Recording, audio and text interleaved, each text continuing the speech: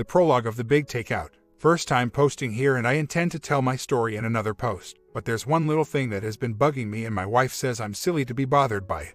Found out my wife was cheating about a month ago. The affair was going on for 3 months, and her best friend and godmother to our child was essentially her alibi. I would be at work at night and my wife was telling me she was out with her bestie when she was actually with this other guy. Her bestie knew about the affair and was ready to lie about my wife's whereabouts should I ever become suspicious. She never had to, however, as I never went that far with my suspicions. After learning about this information, I told my wife that the fact that her best friend, who I know very well too by now of course, was complicit in all this and was willing to help my wife cover her tracks has left a very bad taste in my mouth, and I am left with very bad feelings about the friend along with my wife. My wife thinks I'm silly for feeling strangely about her friend. Do you agree? Half a year later, the big takeout. The discovery of my wife's infidelity occurred on Thanksgiving, so about 6 months ago. I'm not sure why it's taken me so long, but I feel like it's best to get everything off my chest. I'm 40 and my wife is 38. We've been together for over 13 years now, dated for 5 of those years. We have a 4-year-old daughter. Over the course of the fall, I noticed my wife being very secretive with her phone.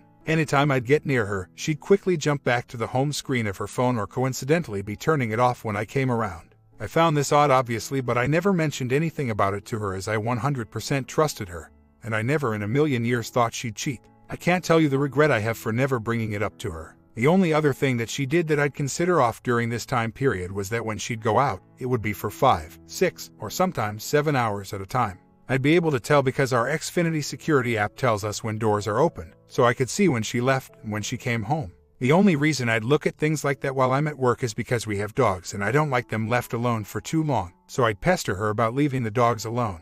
Back on topic. So on Thanksgiving we were taking pictures with our daughter in her Thanksgiving outfit. My wife asked me to take a few of the 2 of them together and she handed me her phone, which of course happened to be unlocked. As I pretended to be snapping away, I was looking at anything I could find in this small window of time I had. I went right to the texts and saw that she had contacts that were named T. Chris or T. Anthony. At first, I didn't realize what the T stood for. As I scrolled through her apps, I of course found Tinder. I immediately stopped scrolling, took a few more pics, and we went about our night. Another great regret of mine is not taking that phone, locking myself in the bedroom and looking at every single thing on there. We had dinner, did the cleanup, and of course my wife could tell something was wrong. I didn't let her know that I knew just yet. I wanted to wait until my daughter was asleep for the evening, and I didn't want to do this in front of her. During the course of the evening, I downloaded Tinder with the sole intention of seeing her profile for myself, and what I found was she was pretending to be a separated single mother of 1. Eventually, the moment of truth came where my daughter fell asleep and my wife finally asked if I wanted to talk. I said yes. How long have you been on Tinder? She denied it at first but eventually admitted to it, but said she was just doing harmless flirting and she liked the attention. I of course was devastated and didn't believe her for a second. If I remember correctly, that's all she would admit to that night. Unfortunately, I was using vacation time during the holiday, so I was home from Thanksgiving until the following Wednesday, so it was uncomfortable to say the least. As the days went on, more truths came out. Yes, it was more than flirting. She was sending naked pictures, she was sending videos of her doing things to herself, etc. Then I learned that she met 2 of them in person. She claims no but I'm not sure if I believe that. Again, as time went on, I kept learning more and more. I found out that my wife's best friend, who is also our daughter's godmother, knew about the cheating from day one and was the alibi should I ever get suspicious. I never got to the point where I was fact-checking my wife's whereabouts, but she was ready to cover should I ever ask questions. I'm at the point now where I've blocked the friend from all social media, and I've told my wife that I will no longer be associated with her in any way. Wife thinks I'm being ridiculous about that and shouldn't be mad at her friend. During another one of the conversations with my wife, she mentioned the pictures she had, and I of course asked, what pictures? She had little selfies of her and one of the guys on her phone, and for whatever reason that really hurt. In my mind, this wasn't just an affair, it was a relationship. The other thing I learned which infuriated me was that my daughter was brought along on a few of the dinner dates she had with this guy. Obviously, she's done a lot of crappy things, but that's by far the creepiest. Her reasons for doing this: lack of attention from me, grieving the loss of her mother from December 2021, my alleged unsupportive nature following the loss of her mother, quarantine boredom. Basically, everything for the most part was my fault. She felt like I didn't care about her anymore, so instead of just leaving, she decided to cheat. Once everything was out in the open, I asked her to delete the phone numbers of the guys, delete Tinder, Snapchat, and let's try to work on this. She wasn't willing to just cut the guys off, she had to say goodbye to them. I didn't approve of this one bit, but she wasn't willing to budge. I hate that I just didn't give her an ultimatum and force her to do it. I have many regrets as to how I handled things. During the course of this, she admits that she may love one of the guys and she's not sure what she wants to do. She was willing to throw me away for a guy she just met. Long story short, she eventually got to the point where she cut the guys out. She sends me screenshots of her saying goodbye via text and blocking their numbers. End of story, right? Because she had me convinced in the beginning that everything was my fault and I was in save my marriage and marking my territory mode. There was a brief honeymoon period where it was bonding all the time. Keep in mind this is all within a 2-week period or so from my initial discovery of the cheating. She gets pregnant. And yes, the first thing that came to my mind is that this is awfully coincidental. I know she said she never slept with either guy, but I don't know if I ever will truly believe that. I'm not the type of person to abandon a pregnant woman, so here I am, stuck. Moving forward a little bit, towards the end of December, I got a little curious and I looked through her phone while she was in the shower one day. I tried to get into her phone sooner, but I discovered she had changed the code while she was hot and heavy in her affairs. During a routine shopping trip, I happened to see her unlock her phone via the code, so I made a point to remember the new code. She didn't do anything suspicious, but I just wanted to snoop around. Of course, I find that on the very day she told me she cut off both guys and deleted the numbers, she had emailed herself screenshots of the numbers as well as the selfies she had with the one guy, and she was hiding them within her emails. That of course devastated me and sent me down another spiral of madness. It was at that point we entered couples therapy as well as our own individual therapy. Basically, we're in an okay spot now, but I still think I'm never going to be happy here. I have good days and I have bad days. I am totally disengaged with this pregnancy, and I hate that I have this thing inside me that won't let me just abandon my wife like she deserves. She says she loves me, but she was in a bad spot emotionally during the time of her affairs. She was lost because her mother was the last living member of her family that she had contact with, and she feels like a part of her identity was lost when she passed. She says that plus my not being there for her emotionally during that time as well as my lack of interest in her physically just kind of compounded and made her do things she wouldn't normally do. I think I'm at the point where I don't believe she'll do it again, but it's the getting over what she's done is what I'm stuck on. One of the things our couples therapist stressed was forgiveness and letting things go, but I don't think I'll ever be able to say to her that I forgive her or that I understand what she did on some level. My comment: your wife is a cheating bee, there's nothing else to know. She won't stop. The best thing you can do is get a divorce. Get a DNA test on the baby too. Oh, and if she's still pregnant, she'll try and tell you that you can't until the baby's born. That's bollocks. It's a simple blood test. Baby's DNA is in the mother's blood. Don't let her feed you that BS. You suffer from nice guy syndrome. There's only one way to handle it. She disrespected you in the worst way and doesn't care. Blamed it on nice guy who supports her. Dump her, kick her roadside, and find a girlfriend. It's the only thing that truly works. She'll be stunned. Counseling is what nice guys do. Story 2. I'd love to hear some advice. My husband just filed for divorce last week. Prior to that, he was getting frustrated and sad that I kept complaining about his work schedule. I said some pretty harsh things, including you should move out of the bedroom because we don't have much of a relationship. I said it in anger to move him to work on things with me. He was childish and selfish. He didn't think we had as much of a problem and that much of the complaints were in my head. He was very hurt by that. We had been fighting a lot the past few months, more than before. Neither of us handled conflict well at all. Just the day prior, we were planning the logistics of updating my son's room. How could he pull the trigger in a week? Was he faking it? I have so many regrets. He said, be careful what you wish for. You may just get it days before leaving. He said people keep telling me to leave. I did all the things people say can push the spouse away the day he told me he had filed. I cried, I begged, I promised I'd do anything to make things better, to let me show him I could be better. He cried and said he loves me, which makes this so hard. He told me to think about myself and the things that have happened. I asked for marriage counseling, which we haven't tried, and he said I never wanted it, which was not true. I had asked him to start with each of us getting our own therapist and we could get the marriage counselor after. I asked for a separation instead, and he said we'll be separated for at least 6 months until it's final, and said who knows, absence makes the heart grow fonder. I kept making promises. He said he was sticking to his decision. A week went by. I only talked to his father. I apologized for how they must be feeling and expressed my regret that I didn't learn from my mistakes before the end. I just saw him yesterday when he came to pick up my son. He tried very hard not to cry. I asked if he's still considering counseling during separation.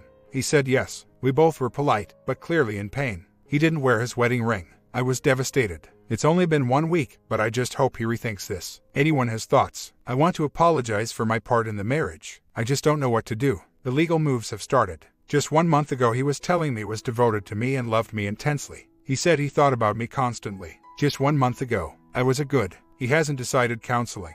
The day after he filed and said he's firm on his decision, he said I'd like to consider counseling during separation. When I asked yesterday if he's still considering what we talked about, He very quickly said yes. Other than that, he still hasn't tried reaching out to me. It's only been a week, but I get very anxious and scared with uncertainty. It makes me worry. I have to see him again waiting to get my son back, and I don't know how to approach him or talk to him. I don't know if it's a good idea yet to apologize or wait until he does the therapy. Would it hurt my chances of doing therapy with him if I apologize? He has always had long hours. He always said you knew that when we go married. He leaves at 5:30 to 6 and returns by 7 p.m. There are so many errands that we don't always have time to hang out. I always would complain, but not that much prior to lockdown. When lockdown happened, it became significantly worse. I felt lonely and sad that all my plans for the year as a family were axed. I put the pressure to make me feel less lonely on him without recognizing the issue was lack of socializing. I kept telling him I have nothing to look forward to. Give me something to look forward to together. The 2 weeks prior to his filing he was very busy. Coming home around 10. I felt like I was left with all errands on my own and no companionship. It wasn't his fault at all. I would say, are you really working?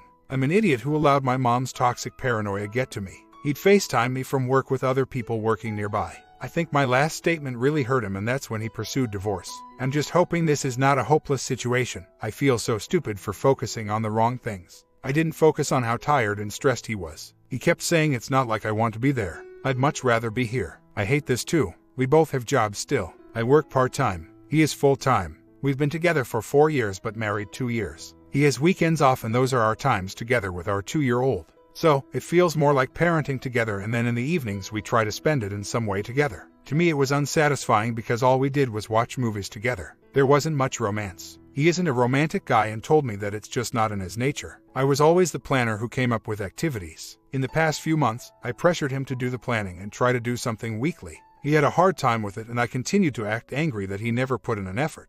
Again, I'm a fool. He kept saying you need to give a little too, it would go a long way, but I kept focusing on him than myself. So stupid. The weekend prior to last he worked the whole weekend. So, it just made me feel like I was alone for 2 weeks. He wasn't lying about his whereabouts. His father confirmed. He is currently staying with a family member nearby, but per the lawyer is looking into apartments. I'm so sad about that. I wish he'd just come home. Also, he doesn't mind me spending time with other family members. All our other friends are keeping distance due to cover. My mom rarely saw him for more than a few minutes on weekdays, but a lot more on Sundays. She is a very critical person and that really bothered him. She also occasionally would force her way into our fights even when I told her to stay away. She would lash out and blame him for the fight without thinking about my part in it. He hated that and it really ate away at him. One thing he said was she was so hurtful to me and you wanted me to apologize to her the day he told me he wanted a divorce. So, getting her out was very surprising to him yesterday. Also, yes, I have been jumping around a lot. I'm sorry for being so scattered.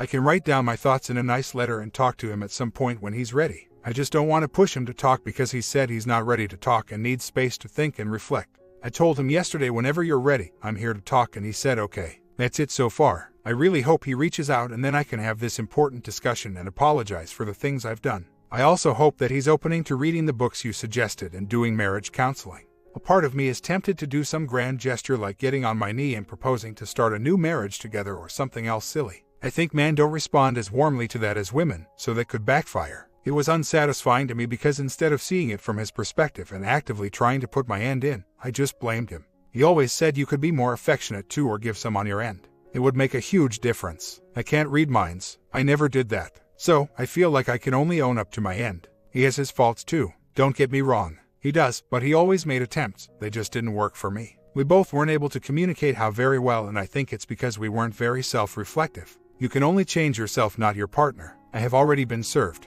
They work fast here, these lawyers. He usually isn't home by 10 p.m. Usually 6:45, but does occasionally get stuck working till 10 p.m. My mom was watching him while we both worked Monday to Wednesday, and then I watched him the last 2 weekdays. I always made it home by 6 p.m. or earlier and did the getting ready for bed routine. He would occasionally make it for a 10 to 15 minutes play session, then off to bed. We are going to give joint custody a try since my son loves his father, but if he can't manage to care for him, this will have to be revisited in 6 months. I am absolutely concerned about lockdown but have no options. No nanny for 1 day, and my mom really does create a very toxic environment. My husband was on board for daycare. He is staying home the 2 days a week he has him until he finds childcare, while I already have that arranged for my day. He just messaged me an update about my son. That was nice. I don't know how to respond or if it's just to show he's being a good parent for custody purposes. I just hope giving him space allows him to see me as a better person than he has in his mind right now. I hope it makes him want to fight for the marriage with therapy. I just worry he'll get more convinced he's doing the right thing, but I guess that's what it means to let him go. You just don't worry too much because if he comes back, he's a keeper. If not, then maybe it's for the best. I love him very much. I have told him I want to fight for the marriage. I want to stop fighting. I have started therapy, reading books on marriage, and got my mom out. All he said on Sat is he's still considering marriage counseling. Not yes, let's do counseling. He's still barely talking to me unless about our son. How do I fight for a marriage if doesn't want to? I pray he does come back, but so far it will not be happening anytime soon or at all based on current responses. He really wants to be separate for now and only wants to consider counseling while separate. I understand counseling isn't a magical fix and requires lots of effort. I just hope he is willing to do that. If not, or he does it and doesn't put in effort, we will fail. For the past few weeks, I kept saying this is abnormal. How is this possible? How are the hours so weirdly long? He said, yeah, Ike, it's just bad timing and July is usually had. I never started yelling right away, but he could tell I was upset when he came home. I never threw things at him. I just sent angry texts saying I feel lonely like I'm a single parent. You could just try to be nice. Which is dumb because I could have done the exact same thing. I should have thought about him first and then he would have reciprocated. He said that himself. I'm my own worst enemy. As for bonding, he always initiated, but I did too occasionally. It was great pre-marriage, but we got pregnant so fast mine dropped. He felt insecure and I tried to reassure him. Then he started getting depressed in April. We had slept together last in mid-May. He started antidepressants a few weeks prior. I started getting paranoid that he hadn't initiated and asked him about it after it had been 1 month without. He said, Ike, why I just don't have a libido. After 2 months I asked again. He said the same thing. I don't know why. Maybe it's because of our problems. That was hurtful. I said, are you sure it's not because of the meds? He went to brush his teeth and said, yes, I have wondered that too. I would love to sleep together, I just don't know what's wrong. Then I said, can you make an appointment with your doctor? Maybe the meds need to be adjusted or changed. This is weird. He made an app for the wed before leaving but missed it. Then made it for the Friday he left and said he planned to adjust meds. This was 1 to 2 hours before calling me to say he was done. I did try talking to him calmly. I did tell him multiple times that I just want to talk to him. He never said that I was being hurtful to him. He just kept saying, okay, I'll try to do that for you. I feel like I'm trying my best and I'm a failure. I said, you're not a failure, it's just something we need to work on. I should have just focused on myself. I did try towards the end to do that. I was like, I'll take up crocheting and call my friends up, more something to keep my mind busy. I was excited about the therapist to help me with this issue. It got scheduled finally after trying so hard for the SAT after he left. I told him, isn't this exciting, thinking he'd be happy I was getting some help coping. That all happened the week he left. So, I was initiating in April, and he himself was sometimes exhausted, slept only a few hours or had deadlines. I always told him there were days I wanted to and he was busy. There were days he wanted to and I wasn't in the mood. I only said no once in the past 8 months. Prior to that, once at his parents' house because that's weird. When I was pregnant, he was actually really uncomfortable to sleep together. I still did once a week, but I told him it was the pregnancy. Our kid clearly didn't want his daddy in there. I tried to make a joke out of it so he knew it was the only reason. I told him multiple times. My libido didn't return until another 13 months. I then wanted it more, but it still was only one time per 1 to 2 weeks. After April, he said his libido was dropping. He was depressed. He started meds in late April. My suspicion was it was the meds which can do that, but I was paranoid it was me. Listen, I made many mistakes and so did he. It made us pretty resentful. I even told him it's not his fault that he has to work so much, but couldn't he just try to be nice and sweet when he got home? I get he was too tired. I get that I was selfish. I know eventually he would have. I truly believe he was unhappy for some time but pulled the trigger after I said to move downstairs on Monday. On Sunday afternoon we had planned our son's bedroom changes and a vacation and had a relaxing evening together. I really hope that he gives me a chance to show him I'm sorry and that I'm working on improving myself. He even said the day he filed, you take the week to think about yourself, reflect on why we're here. I want to talk to him to show him I know what I did wrong and these are things I'm actively working on in therapy to improve. I made a list of things that are my own flaws, faults. I just have to wait and hope he'll be willing to talk to me. He may not be ready for 1 to 2 weeks. I'm trying to be positive every time he comes, which has been once so far. I try dressing nice so he can see I'm making an effort for him. I truly don't think he's having an affair. He doesn't have much time for that, to be honest. Also, the day after I told him to go downstairs, I apologized and said I never meant that. He said, be careful what you wish for because you just might get it.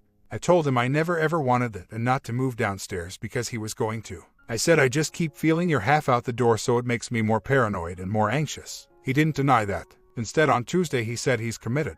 I think just to appease me. Maybe he was being deceptive. I thought it was just for the past 1 week, but I think it started 2 to 3 weeks ago after my mom came out like a crazy person and lashed out at him. He asked where I had put his love notes a few days later and then asked how much they had contributed to helping out with a car we bought a couple years ago. I thought that was weird. I think that's when he started thinking about leaving. He made up his mind on the day I yelled at him about moving to the other room because that's listed as the day of separation.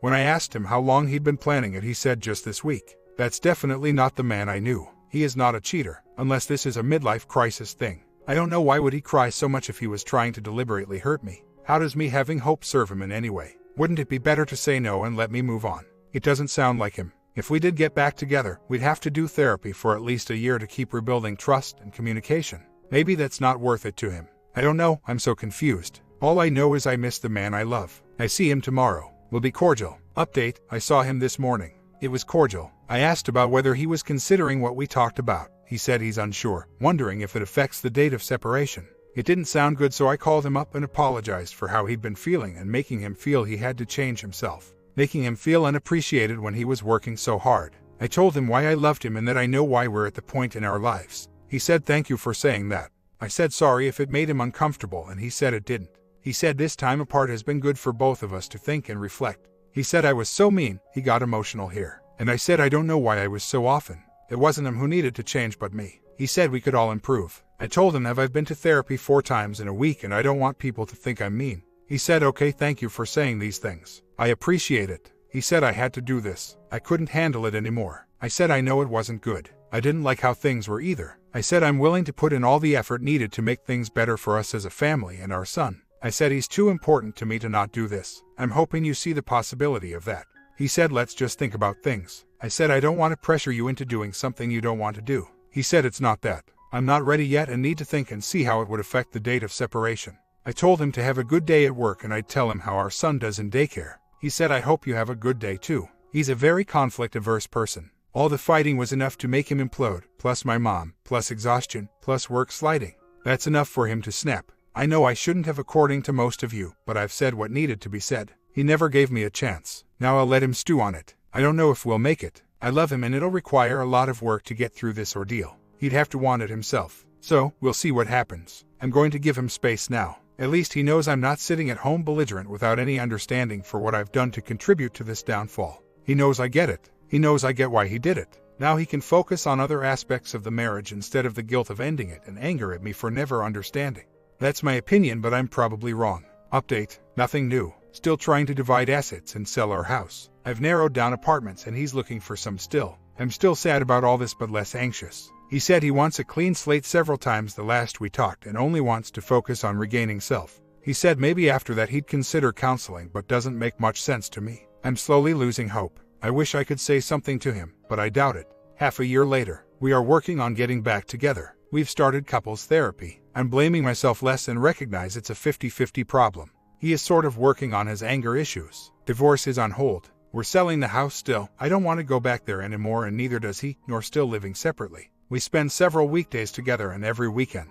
It's progress. Slow progress, but something. We had our first session last week and the next one is tomorrow. So far, the therapist is gentle, but very intuitive and insightful. My comment, I worry that you are with a man that doesn't value you enough but sounds like a lot of hurtful stuff occurred. Don't chase. Prepare for a life without him. If he chooses to stay, I suggest you create a totally new life together, and moving to a new home isn't a bad idea. Wanted to mix a bad ending with a good ending. Which one did you guys prefer? Comment down below, sub and bell, and stay tuned for the afternoon video.